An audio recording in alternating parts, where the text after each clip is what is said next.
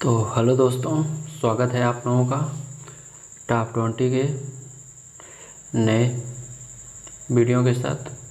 नमस्ते दोस्तों, कैसे हैं आप लोग? आई होप बहुत अच्छे होंगे। चलिए आज हम शुरू करते हैं भारतीय संविधान के एक महत्वपूर्ण टॉपिक के ऊपर, जिसका नाम है प्रेसिडेंट ऑफ इंडिया, राष्ट्रपति। प्रेसिडेंट ऑफ इंडिया क्या है?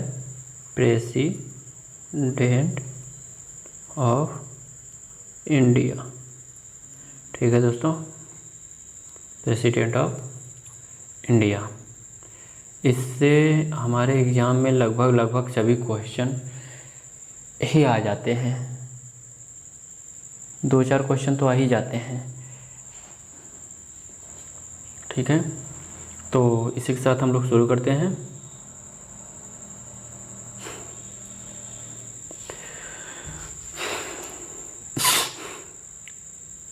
थोड़ा सा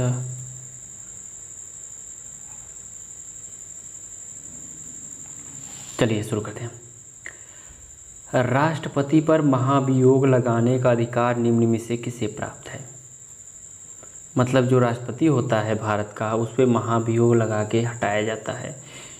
महाभियोग लगाने का कारण क्या होता है कि अपने शासन के काल में अगर वह कुछ ऐसा कार्य कर देता है जिससे जो संसद होती हैं दोनों, उनमें अविश्वास हो जाता है, तब उसके ऊपर महाभियोग लगाया जाता है, उसको हटाने के लिए। ठीक है, तो यहाँ पे ए ऑप्शन दिया है, सर्वोच्च न्यायालय को, लोकसभा अध्यक्ष को, संसद के दोनों सदनों को, या प्रधानमंत्री को। ठीक है, तो इसमें से इसका आंसर क्या हो जाएगा? संसद के दोनों सदनों को। क्या हो जाएगा? संसद के दोनों सदनों के द्वारा। ठीक है, संसद के दोनों सदनों के द्वारा आर्टिकल 61 के राष्ट्रपति पर महाभियोग लगाने का प्रावधान है। ठीक है, और आर्टिकल 61(1) के द्वारा संसद के जो हम महाभियोग है, यह संसद का कोई भी सदस्य लगा सकता है। ठीक है, और अनुच्छेद 61 के खंड 3 के द्वारा सदन उसका जांच करेगी। अगर वह सही पाया जाएगा तो राष्ट्रपति को अपने पद से इस्तीफा दे देना पड़ेगा। अगर गलत पाया गया तो जैसे है वैसे ही बना रहेगा। ठीक है, नेक्स्ट क्वेश्चन की तरफ चलते हैं हम लोग।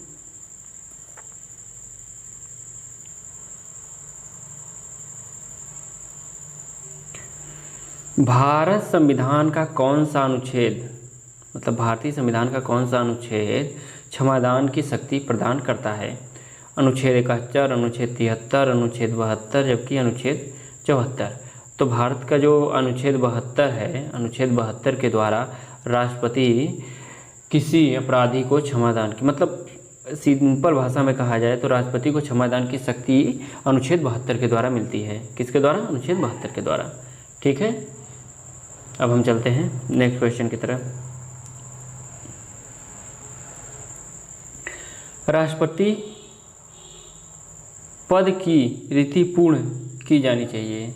ठीक है, अगर किसी कारणवश राष्ट्रपति अपने पद से, मतलब 5 वर्ष के अंदर अपने पद से इस्तीफा दे देता है, या महाभियोग द्वारा हटा दिया जाता है, या उसकी मृत्यु हो जाती है, तो उसे 6 महीने के अंदर क्या होता है? 6 महीने के अंदर नया चुनाव करके एक दूसरे राष्ट्रपति को इस पद पर बैठाना होता है। जब तक नया राष्ट्रपति नहीं बन जाता तब तक उसका कार्यकाल कौन देखता है? उपराष्ट्रपति देखता है, और जो उससे मिलने वाली सुविधाएं होती है वो भी उपराष्ट्रपति ही लेता है। ठीक है, नेक्स्ट क्वेश्चन की तरफ चलते हैं। सेम एक क्वेश्चन भी एकदम उसी की तरह है। राष्ट्रपति का पद रिक्त स्थान भर जाना चाहिए कितने दिन में? वो भी 6 माह के अंदर में। ठीक है, सेम क्वेश्चन है। राष्ट्रपति का रिक्त पद अवश्य भर लिया जाना चाहिए 6 माह के अंदर। देखिए क्वेश्चन एक ही है, लेकिन उसको पूछा क्या है कई तरीके से। ठीक है, उसके बाद हम चलते हैं नेक्स्ट क्वेश्चन की तरफ। नेक्स्ट क्वेश्चन हमारा क्या है, भारत का राष्ट्रपति द्वारा निर्वाचित होता है, किसके द्वारा? प्रत्यक्ष चुनाव द्वारा, सार्वभौमिक वयस्क मताधिकार द्वारा, संसद के सदस्य या निर्वाचन मंडल द्वारा। तो जो भारत का राष्ट्रपति होता है, भारत का राष्ट्रपति वह निर्वाचन मंडल द्वारा क्या होता है, क्या होता है? निर्वाचन मंडल द्वारा निर्वाचित किया जाता है या उसका चुनाव किया जाता है। ठीक है मित्रों, नेक्स्ट क्वेश्चन की तरफ चलते हैं।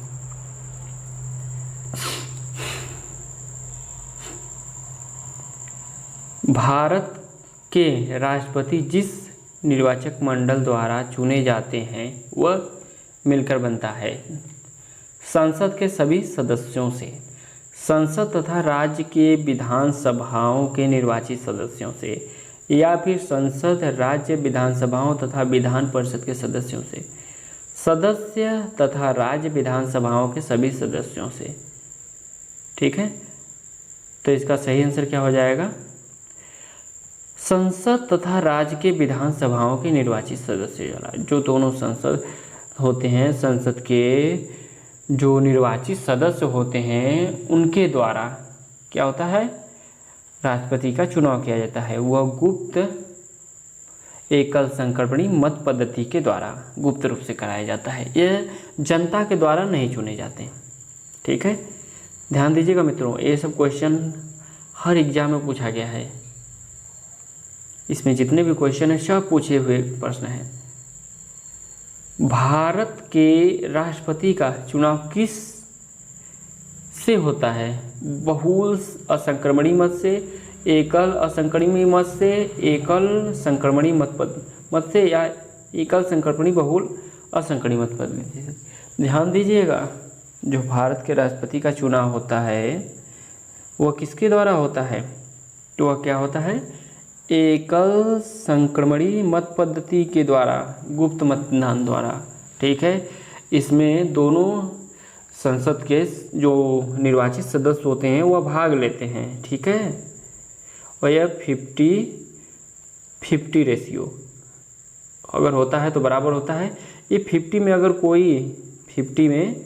कोई एक सदस्य जुड़ जाता, मतलब ज़्यादा हो जाता है, तो वो जीत जाता है। या फिर कभी कभी ऐसा होता है कि निर्विरोध भी खड़े हो जाते हैं कुछ लोग, जिससे APJ अब्दुल कलाम जी थे। नेक्स्ट क्वेश्चन को हम लोग देखते हैं।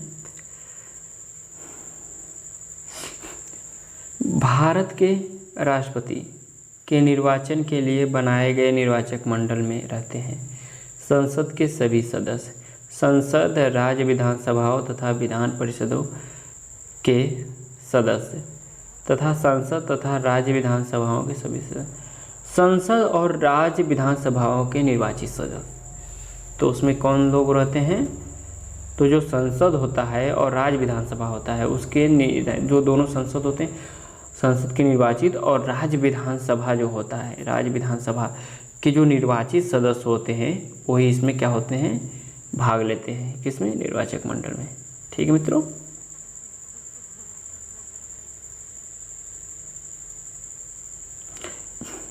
ध्यान दीजिएगा, इस जो भी पॉलिटिक्स है इसका हम लोग पूर्ण एक तरफ से सब क्लिक कवर करेंगे जब वहाँ पे क्लास लेंगे तब। ठीक है,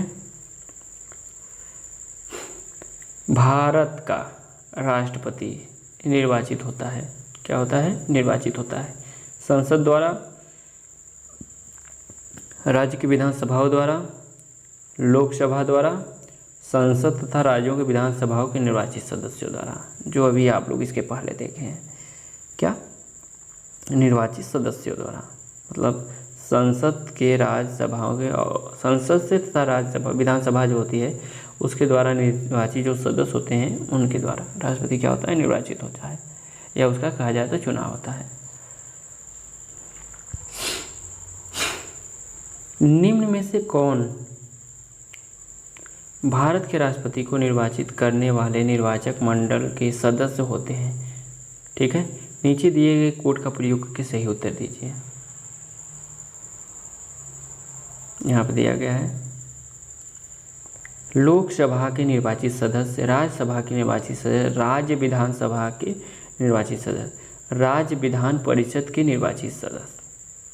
जबकि इसके पहले हम आपके बताए हैं कि वह क्या, लोकसभा का निर्वाचित सदस्य होना चाहिए, राज्यसभा के निर्वाचित सदस्य होना चाहिए तथा राज्य विधानसभा के निर्वाचित सदस्य होना चाहिए। तो इसका सही आंसर क्या हो जाएगा, सी वाला। क्या हो जाएगा, सी वाला हो जाएगा। ठीक है मित्रों, नेक्स्ट क्वेश्चन।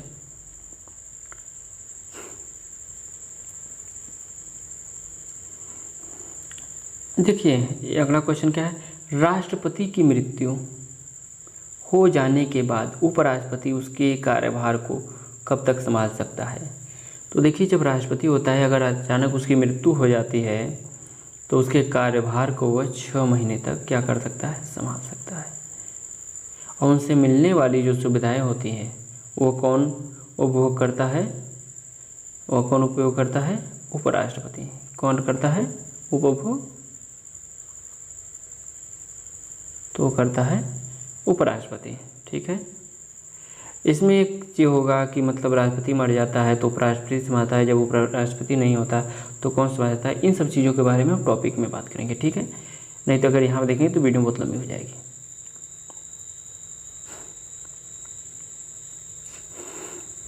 राष्ट्रपति के चुनाव में निम्न में से कौन सा भाग नहीं होता है, राज्यसभा के निर्वाचित सदस्य, लोकसभा के निर्वाचित सदस्य या विधानसभा के निर्वाचित सदस्य।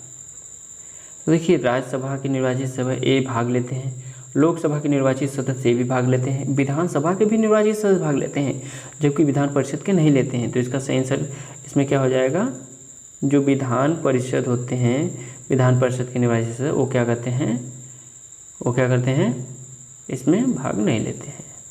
ठीक है, आपका आंसर हो जाएगा।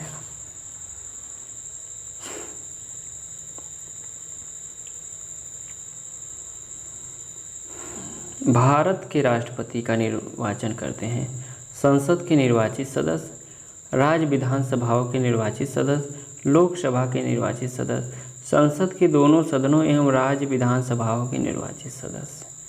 तो इसका आंसर क्या हो जाएगा, संसद के दोनों सदनों, संसद के दोनों सदनों एवं राज्यसभाओं के निर्वाचित सदस्य। ठीक है, डी वाला क्या हो जाएगा, इसका हो जाएगा आंसर डी वाला। नेक्स्ट क्वेश्चन देखते हैं। भारतीय संविधान के अंतर्गत राष्ट्रपति द्वारा अनुच्छेद 123 जारी अध्यादेश के संबंध में कौन सा कथन सही नहीं है। राष्ट्रपति अध्यादेश तभी जारी कर सकते हैं जब संसद के दोनों क्या होगा, संसद के दोनों सत्र न चल रहा हो। जो संसद के दोनों सत्र होते हैं वह क्या हो, न चल रहा हो। ठीक है, और अध्यादेश का वह क्या होता है, अध्यादेश का वही बल है जो संसद द्वारा निर्मित कानून और उसकी मर्यादाएं संसद के अधिनियम के समान ही होती हैं। ठीक है, यह संसद के दोनों सदनों के पुनः समवेत होने पर उसके समक्ष रखा जाएगा। क्या हो जाएगा,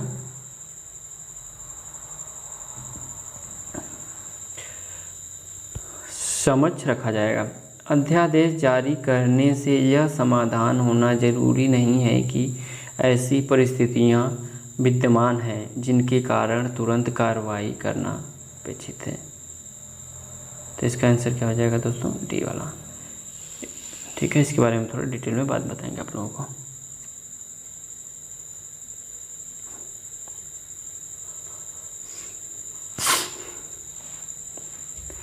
भारत के राष्ट्रपति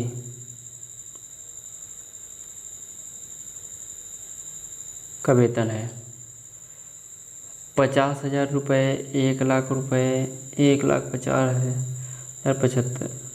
1,50,000 रुपये प्रति माह, 75,000 रुपये प्रति माह।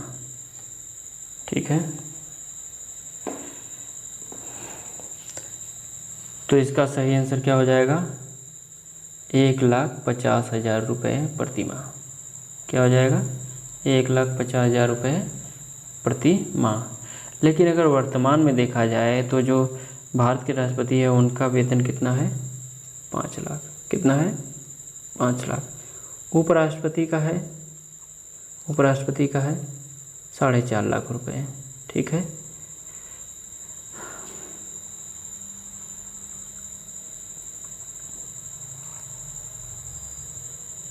नेक्स्ट, यदि राष्ट्रपति का पद रिक्त हो जाता है तो भारत का उपराष्ट्रपति कितनी अवधि तक राष्ट्रपति के रूप में कार्य कर सकता है? तो उसका आंसर क्या हो जाएगा? 6 माह तक। जो भारत का मतलब जो उपराष्ट्रपति होता है भारत का, वो 6 माह तक यहाँ पे कार्य कर सकता है और 6 माह के अंदर चुनाव करा के दूसरे राष्ट्रपति को वहाँ बैठाना अनिवार्य हो जाता है।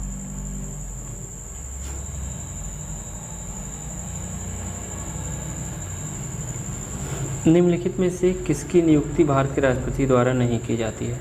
राजदूत, महान्यायवादी, प्रधानमंत्री, उपराष्ट्रपति।